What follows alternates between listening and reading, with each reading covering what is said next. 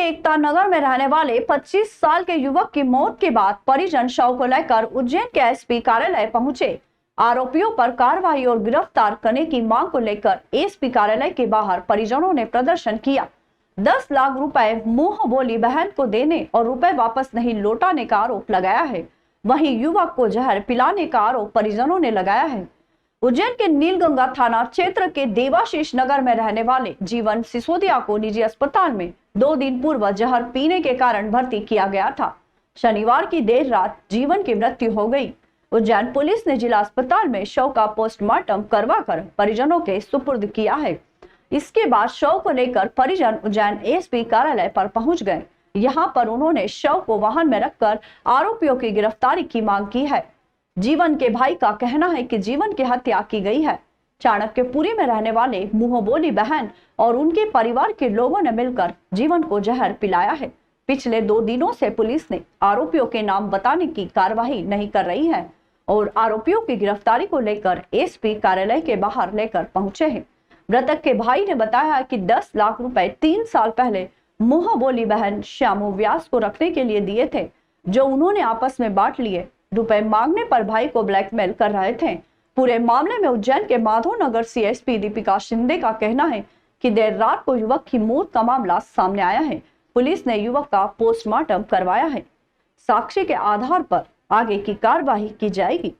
मेरे भाई के साथ फ्रॉड हुआ है। रक्षाबंधन बहन थी, उसने पैसे के लालच में मेरे भाई को ब्लैकमेल करा और लास्ट में जाके जहर पिला दिया और मार दिया मेरे भाई को। शामू व्यास और गोविंद व्यास और नागेश्वर पुरोहित। विवाद 10 लाख रुपए का था। 10 लाख मेरे घर काम चल रहा था, तो उसके घर पे रखे थे, उसके परिवार में बांट दिए और पैसे मांग मेरे भाई को 3 साल तक ब्लैकमेल कर रही थी और लास्ट एंडिंग में जहर पार के पिला के मार दिया मेरे भाई को। जीवन पिता कालूराम सिसोदिया ये एकता नगर के रहने वाले हैं। रात को नीलगंगा पुलिस को लगभग 2 बजे हॉस्पिटल से सूचना आई थी कि इनकी मृत्यु हुई है। पुलिस ने आज उसमें जो भी फॉर्मेलिटीज़ होती है वो करके और मर्ग जांच में ली है। जैसी भी परिस्थितियाँ बनेगी उसके अनुसार कार्रवाई की जाएगी। फायर उपकरणों में निर्धारित मापदंड के आधार पर कमियां पाए जाने पर किया पाकिजा शोरूम को सील। लगातार तीसरे दिन भी नगर निगम जिला प्रशासन की बड़ी कार्रवाई। राज्य शासन के निर्देशानुसार आयुक्त आशीष पाठक के दिशा निर्देशानुसार फायर सेफ्टी चेकिंग अभियान के अंतर्गत शनिवार को फ्रीगंज स्थित पाकिजा शोरूम का निरीक्षण कर फायर सेफ्टी एवं आग बुझाने के उपकरणों के मापदंडों को चेक किए जाने की कार्यवाही की गई। कार्यवाही के अंतर्गत शोरूम में स्थापित फायर उपकरण निर्धारित मापदंड के अनुरूप नहीं पाए जाने पर शोरूम को सील किया गया है। शोरूम में पाई गई कमियां। शोरूम में फायर इमरजेंसी रिस्पांस टीम नहीं पाई गई है। फायर संबंधित उपकरणों की जानकारी किसी भी स्टाफ को नहीं थी। फायर प्लान अप्रूवल अनापत्ति पत्र संबंधित के पास नहीं पाया गया है। किसी भी तल पर manual alarm, smoke detector, fire sprinkler नहीं पाए गए हैं एवं संस्था के मैनेजर द्वारा बिल्डिंग 2010 से संचालित होना बताया गया है। किसी भी तल पर हाइड्रेंट बॉक्स नहीं पाया गया है एवं प्रत्येक तल पर लगी हुई होज रील पंप से जुड़ी हुई नहीं थी एवं केवल 2 इंच प्लम्बिंग पाइप से जुड़ी हुई थी एवं नोजल टूटी पाई गई। पाइप भी मानक अनुसार नहीं था। कुल मिलाकर होज रील मानक अनुसार नहीं थे।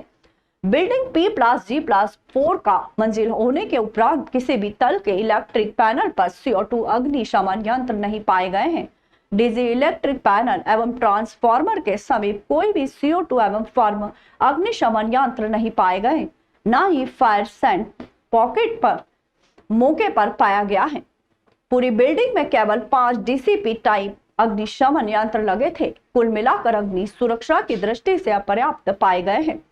पूरी बिल्डिंग में फायर निकासी चिन्ह कहीं पर भी नहीं पाए गए हैं। पार्किंग स्थल पर कार्डबोर्ड बॉक्स एवं लकड़ियां रखी हुई थी जो अत्यंत ज्वलनशील है एवं पार्किंग तल पर एक BC पाइप अग्निशमन यंत्र पाया गया है। फायर ऑडिट रिपोर्ट नहीं पाई गई है। फायर सेफ्टी को देखते हुए आज कार्रवाई की गई है। तो यहाँ पर फायर सेफ्टी के पाकिज़ा में कोई भी हमको इक्विपमेंट नहीं मिले और न ही यहाँ के कर्मचारियों को फायर सेफ्टी के बारे में कोई नॉलेज था। तो इन सभी चीज़ों को दृष्टिगत रखते हुए प्रशासन और नगर निगम और पुलिस की संयुक्त कार्रवाई जो दल के द्वारा की गई है और दुकान को सील किया गया है और आगे भी ऐसी निरंतर कार्रवाई चलती रहेगी। कई जगह मॉल्स आदि संस्थानों को जाके चेकिंग करी जा रही है। अभी वर्तमान में कार्रवाई प्रचलित है। इसके पहले हमने कॉस्मोस मॉल पे भी इस तरह की चेकिंग करी थी। विशाल मेगा मार्ट पे भी कल आपने देखा ही था, चेकिंग करी गई थी। आज पाकीज़ा की चेकिंग करी गई है।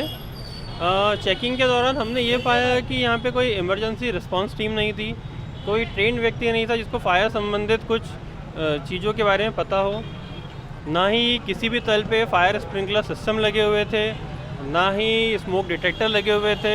इलेक्ट्रिक पैनल्स पे कहीं भी प्रॉपर फायर एक्सटिंग्विशर नहीं थे। इनके पास जो केवल होज रील इनके द्वारा लगाई गई थी वो भी मानक अनुसार नहीं थी, ना ही उसमें प्रेशर था। इवन यहाँ पे नीचे पार्किंग में ज्वलनशील कार्डबोर्ड बॉक्स और लकड़ी के कई फर्नीचर्स रखे हुए थे। आग लगने की स्थिति में ग्राउंड फ्लोर या किसी प्रथम फ्लोर पे आग लगती है तो ऊपर के फ्लोर के व्यक्ति के लिए नीचे आना संभव नहीं था और आग की स्थिति में कहीं भी फायर एग्जिट साइनेजेस नहीं थे। तो ऐसी स्थिति में बिल्डिंग को नागरिक सुरक्षा की दृष्टि से सेफ नहीं पाया गया है एवं जिला प्रशासन की सहायता से इस बिल्डिंग को सील कर दिया गया है। उज्जैन के जिला चिकित्सालय में टीम शेड निकालकर आईसर वाहन ले जाते हुए आईएमओ ने पकड़ा। वरिष्ठ अधिकारियों के निर्देश पर कार्रवाई की बात कही है। वहीं टीन शेड ले जा रहे युवक ने बताया कि यह विकलांग पुनर्वास केंद्र का है। उज्जैन सिविल अस्पताल में लगा टीन शेड एक युवक आईसर वाहन में भर कर ले जा रहा था। इस बात की जानकारी लगते ही आईएमओ नितराज गौड़ अस्पताल पहुंचे और लोहे के एंगल से भारी आईसर वाहन को रोका। उन्होंने बताया कि सरकारी बिल्डिंग है, यहाँ पर जो भी टीन शेड लगा है वह सरकारी संपत्ति में आता है। बिना किसी जानकारी के कुछ लोग यहाँ से लोहे का टीन शेड निकाल कर ले जा रहे थे। उन्होंने वरिष्ठ अधिकारियों के निर्देश पर रोका है। मेरे को फ़ोन पे सूचना मिली थी मेरे कर्मचारियों के द्वारा, कहना कोई मेटाडोर वगैरह आइशर वगैरह गाड़ी खड़ी हुई है, बाहर की गाड़ी है और है ना बगैर किसी परमिशन के लोग सामान बाहर लेकर जा रहे हैं, लोहे का पूरा ये टीन शेड वगैरह। तो आगे जाके मैंने जब आके देखा यहाँ पे तो इनके पास किसी भी प्रकार की लिखित में परमिशन नहीं थी। अपने उच्च अधिकारियों को मैंने सूचित भी किया और पूछा उनसे कि आपके द्वारा किसी प्रकार की कोई परमिशन दी गई है क्या लिखित में। तो सर का क्लियर कहना था कि है ना ऐसी कोई परमिशन अपने द्वारा नहीं दी गई है, आप तो गाड़ी को रुकवा के उनके ऊपर एफआईआर करवाने की प्रोसीजर करें। वहीं टीन शेड ले जा रहे युवक से जो हमारी बात हुई तो उसका ये कहना है कि तत्कालीन कलेक्टर साकेत भोड़वे द्वारा लगवाया गया है। टीन शेड है कि जो कि विकलांग पुनर्वास केंद्र पर लगा है। युवक ने बताया है कि अब अस्पताल की बिल्डिंग से विकलांग पुनर्वास केंद्र को शिफ्ट किया गया है, इसलिए वह अपना टीन शेड लेकर निकाल कर ले जा रहे हैं। फिलहाल आईएमओ ने वरिष्ठ अधिकारियों के निर्देश पर वाहन को खाली कराकर पुलिस कार्रवाई करने की बात कही है। जिला विकलांग पुनर्वास केंद्र पुराना जो कि जिला बच्चा वार्ड में संचालित था, वहाँ पे हम लोगों ने एक शेड लगाया हुआ था। जो शेड को अब क्या है, इसका जो है टेंडर हो रहा है। ये बिल्डिंग जो है सारी टूट रही है, सिर्फ हमारी और सीएमएचओ सर की बिल्डिंग बाकी है।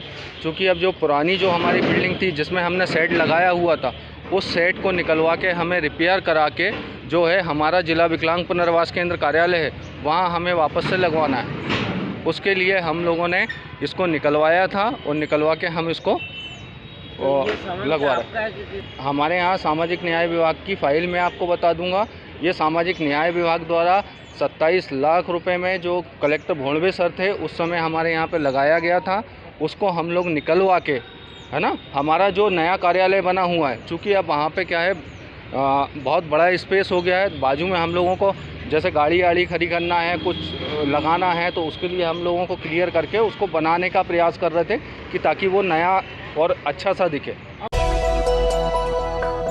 शनिवार की दोपहर नई दिल्ली से आए दो युवक राहुल पिता सुरेश सिंह एवं राकेश पिता रमेश सिंह शिप्रा नदी में स्नान कर रहे थे। स्नान के दौरान राहुल सिंह जो तैरना नहीं जानता था, नदी में गहरे पानी में चले जाने से डूबने लगा। अपने साथी राहुल सिंह को डूबता देख उसे बचाने के लिए गया। दूसरा युवक राकेश भी डूबने लगा। दोनों युवकों को डूबता देख एसडीआरएफ जवान विजेंद्र बाघेला द्वारा दोनों युवकों के पास लाइफ बॉय नदी में फेंकी गई और स्वयं भी अपनी जान की परवाह किए बगैर नदी में कूद गया एवं दोनों युवकों के पास पहुंचा। और लाइफ बॉय की मदद से दिल्ली से आए दोनों युवकों को सुरक्षित पानी से बाहर निकालकर जवान द्वारा साहसिक कार्य किया गया। विजेंद्र भागेला के अतिरिक्त 2 अन्य जवान अशोक यादव और राहुल सूर्यवंशी भी मौके पर उपस्थित थे। इस प्रकार होमगार्ड एसडीआरएफ टीम द्वारा एक अप्रिय घटना को घटित होने से रोका गया।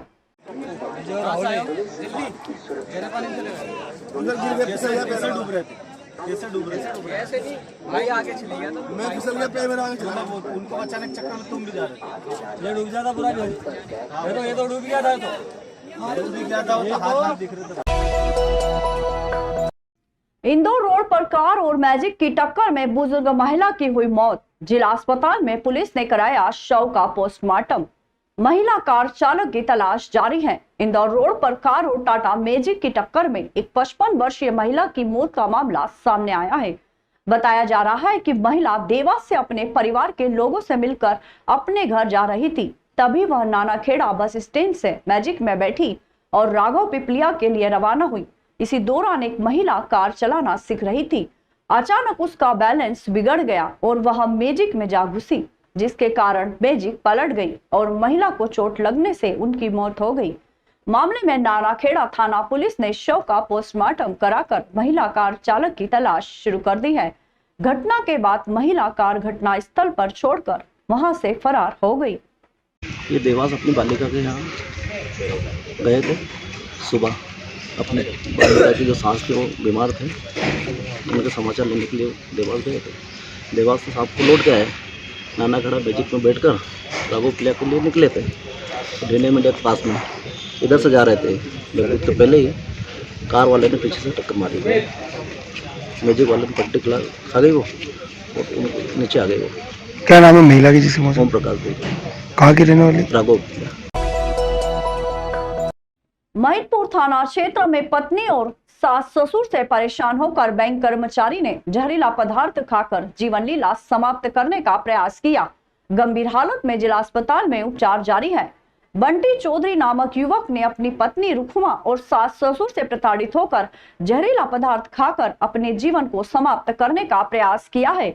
युवक को गंभीर अवस्था में उपचार के लिए उज्जैन के जिला अस्पताल में भर्ती कराया गया है।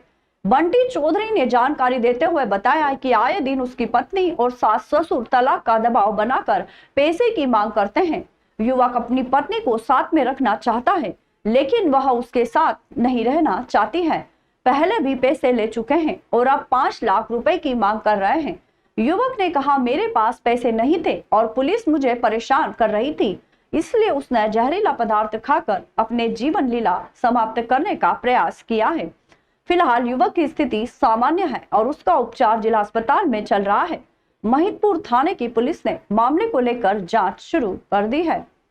रोज हर दिन उनके धमकी भरे कॉल आते थे, जहाँ मिलते थे वहाँ धमकियाँ देते थे मुझे, और पहले से ही 2.5-3 लाख रुपए मेरे लेके बैठे हो। उसके बावजूद 5 लाख की मांग और की उन्होंने मेरे से। अब मैंने उनकी कोई हानि की, इसलिए उन्होंने थाने में मेरे खिलाफ़ झूठी रिपोर्ट बनाई। और थाने वाले का भी कल से फ़ोन पूरे दिन भर थाने वालों ने परेशान किया मुझे। देखो ले जाएंगे, उठाएंगे, ऐसा वैसा कुछ कह रहेंगे। अब मैं परेशान हो गया। अब मैं गरीब आदमी कहाँ से लाऊँ 5 लाख रुपये उनको देने के लिए? मेरे पास पैसे है नहीं। के लिए 5 लाख रुपये उनको तलाक चाहिए कि तुम दो आगे रह के तलाक, वो नहीं दे आगे रह कि तलाक दो और 5 लाख रुपये दो और तलाक ले जाओ। क्या नाम है तुम्हारी? रुकमा। कहाँ पर रहती है? बिसल खेड़ी।